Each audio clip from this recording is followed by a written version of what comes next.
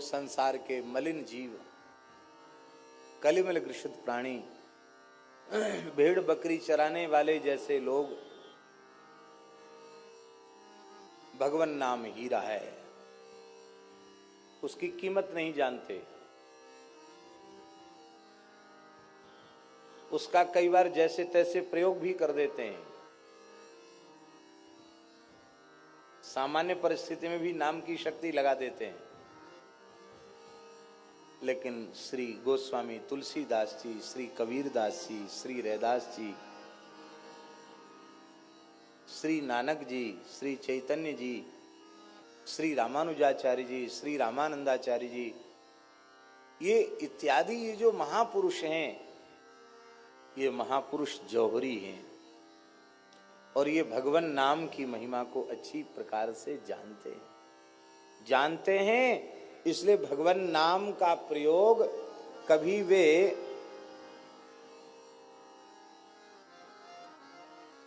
सामान्य परिस्थितियों में वे भगवान नाम का प्रयोग नहीं करते हैं, क्योंकि भगवान नाम की महिमा क्या है ये वे महापुरुष जानते हैं। एक बात हम आपको निवेदन करें,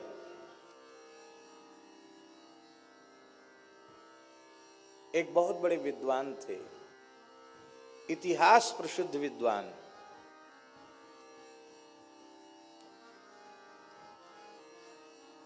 महापंडित श्री पद्मनाभाचार्य जी। बहुत उच्च कोटि के विद्वान। सुना जाता है उनके बारे में, उनको भगवती सरस्वती का दर्शन हुआ था और सरस्वती ने उन्हें वर दिया था कि संपूर्ण शास्त्रों को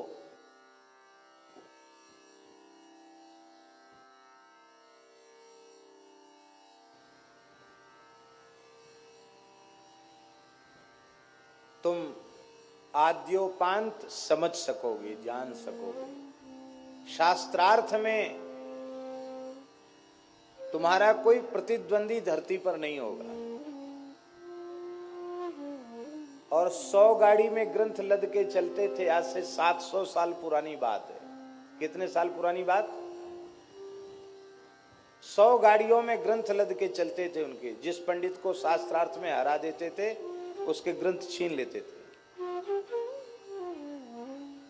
वे महापंडित पद्मनाभ काशी पहुंचे। काशी के विद्वानों में हड़कंप मच गया। इतना बड़ा विद्वान, समस्त शास्त्रों का समर्थ वक्ता, विद्वान, भगवान के सप्तपुरी में विग्रह में वाराणसी भगवान की नासिका है। नाक माने इज्जत होती है, प्रतिष्ठा। ज्ञानियों की नगरी, विद्वानों की नगरी, विद्या की नगरी काशी भगवान की नाक है। काशी के विद्वान घबराए, हम लोग एक एक विषय के पंडित हैं, वे समस्त शास्त्रों का पंडित है, सरस्वती का वर इससे प्राप्त है। कहीं ऐसा न हो कि हम लोग हार जाएं तो काशी की नाक कट जाए। तो विद्वानों ने काशी विश्वनाथ जी की उपासना की। विश्वनाथ जी के मंदिर से आवाज आई कि काशी की प्रतिष्ठा बचाने का एकमात्र उपाय है संत कबीरदास जी के साथ इसका शास्त्रार्थ करा दो। पंडित कहने लगे कि कबीरदास जी की तो योग्यता का प्रमाण पत्र है, मसी कागज छुओ नहीं, कलम गही नहीं हाथ है। कागज कलम दवात से, स्याही से कभी उनका काम ही नहीं पड़ा। एक निरक्षर भट्टाचार्य को एक महापंडित से शास्त्रार्थ कैसे कराया जा सकता है? पर भोले बाबा की आज्ञा है, जरूर कोई न कोई चमत्कार होगा। पंडितों ने जाकर कबीरदास जी से कहा, महाराज काशी की प्रतिष्ठा बचानी, आपको शास्त्रार्थ करना है। कबीरदास जी हंसने लगे, बोले हम जानते नहीं शास्त्रार्थ क्या होता, हम क्या करेंगे शास्त्रार्थ।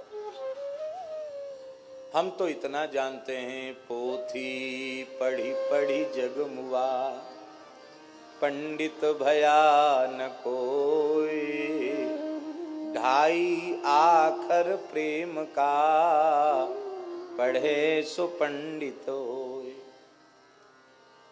तब विश्वनाथ जी की आज्ञा, आपको चलना पड़ेगा। बोले विश्वनाथ जी की आज्ञा सिरोधार्य है, पर उन पंडित जी को आप यहां ले आओ, हम कहीं चलकर जाएंगे नहीं। बोले ठीक है।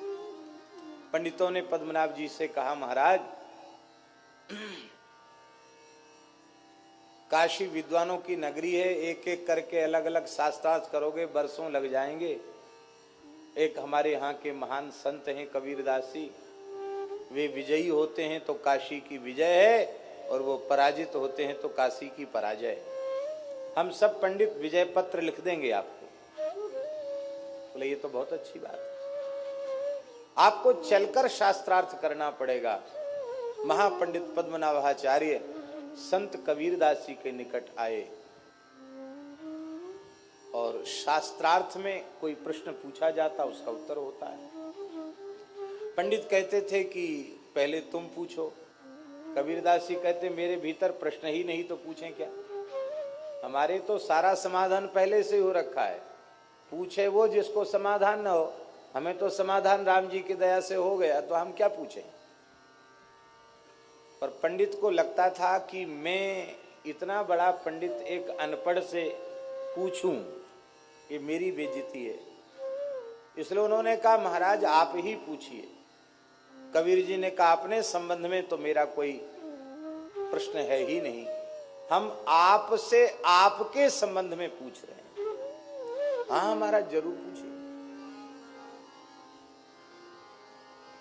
महाराज चतुराई से पंडिताई से उत्तर मत देना, जैसे सीधे साधी भाव से आप उत्तर देना, उसी कक्षा में बैठकर उत्तर देना। नहीं, पंडित लोग बहुत बात बनाना जानते हैं।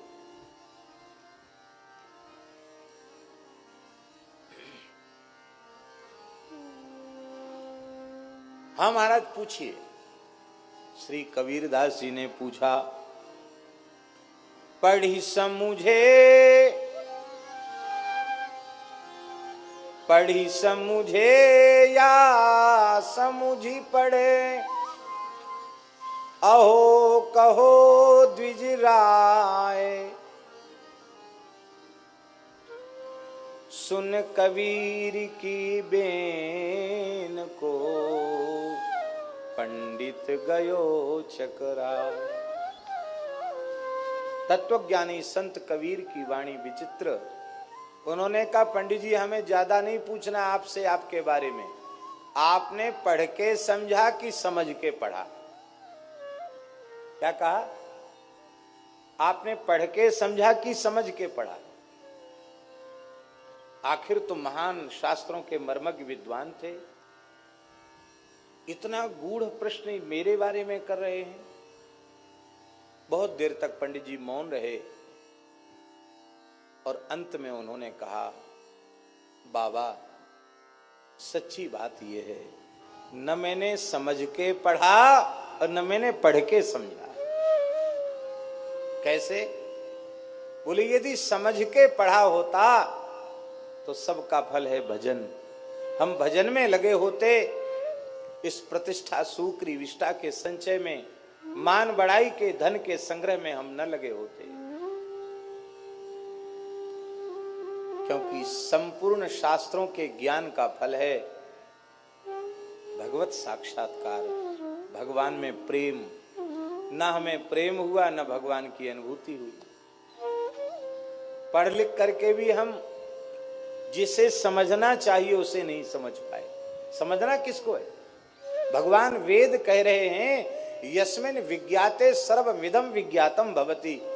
उस एक तत्व के बोध से सबका बोध हो जाता। भगवान को जान लिया तो सबको जान लिया, और सब कुछ जान लिया, भगवान को नहीं जाना तो कुछ नहीं जाना।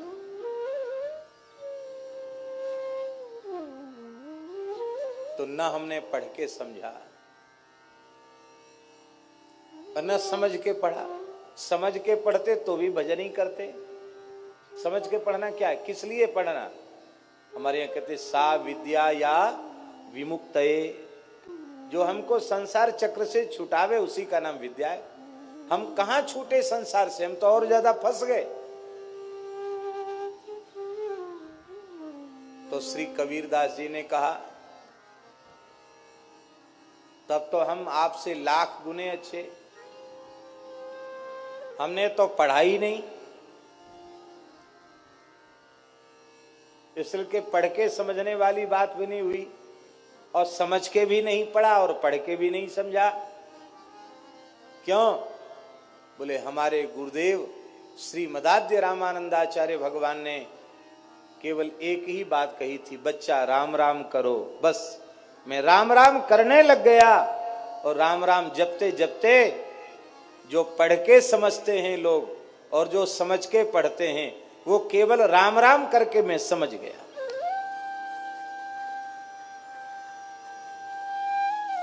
और श्री कबीरदास जी कहते हैं, राम नाम के पट तरे दैवे को कछु नाहि, क्या ले गुरु संतोषिए होंस रही मन मान।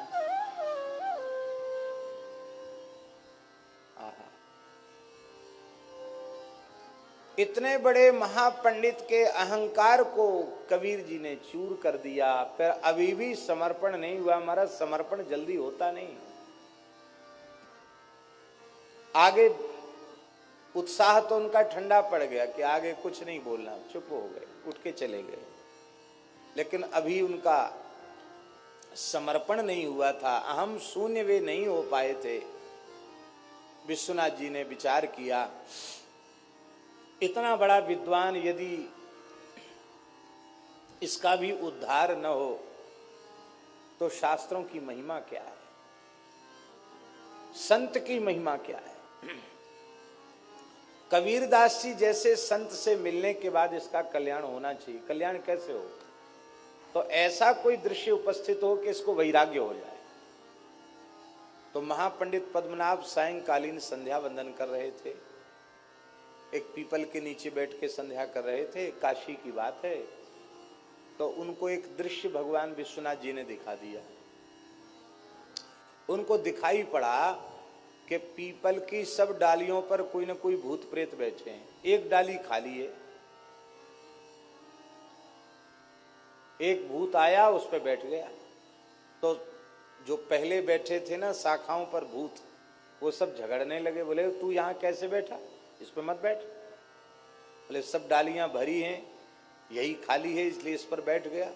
बोले खाली तो है पर ये रिजर्व है, पहले से आरक्षित है। ये किसके लिए?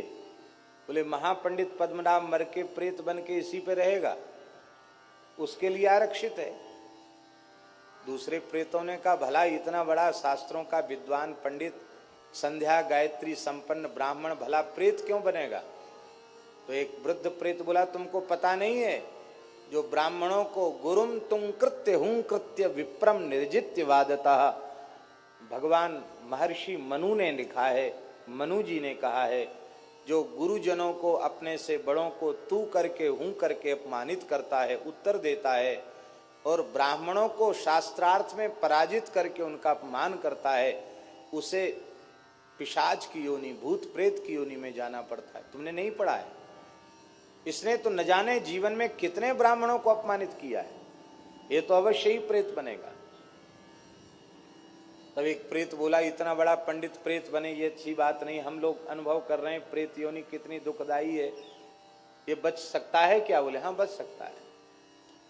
ये यदि अहंकार शून्य होकर संत कबीरदास जी के चरण पकड़ ले तो बच सकता, नहीं तो नहीं बच सकता। अब तो महाराज दौड़े पद्मनाभ जी और कबीरदास जी के चरणों में पड़ गए।